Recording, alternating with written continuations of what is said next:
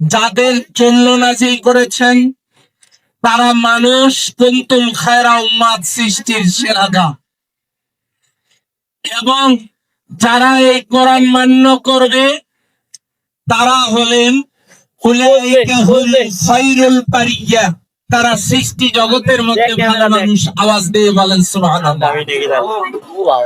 শ্রেষ্ঠ আল্লাহ, শ্রেষ্ঠ ফেরেশতা, শ্রেষ্ঠ কিতাব, শ্রেষ্ঠ নবী, শ্রেষ্ঠ মাস, শ্রেষ্ঠ রাত এবং শ্রেষ্ঠ মানুষ পালনকারী। হাজিরিন, আল্লাহ বলেন শাহরুর রমাদান, শাহরুন মানে মাস, রমাদান মানে রমজান মাস। উনজিলা ফীহিল কোরআন, এই মাসে কোরআন অবতীর্ণ হয়েছে।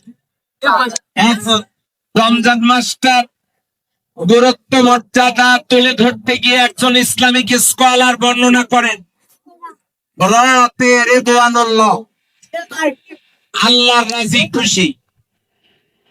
এই রমজান বানান করতে অক্ষর লাগে 5টা।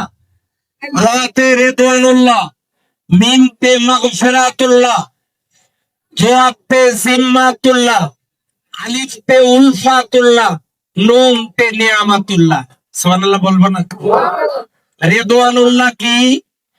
আল্লাহকে দেখা যায় না, রোজাও দেখা যায় না, নামাজ পড়লে, হজ করলে, যাকাত দিলে দেখা যায়, কিন্তু রোজা এমন একটা ইবাদত দেখা যায় না।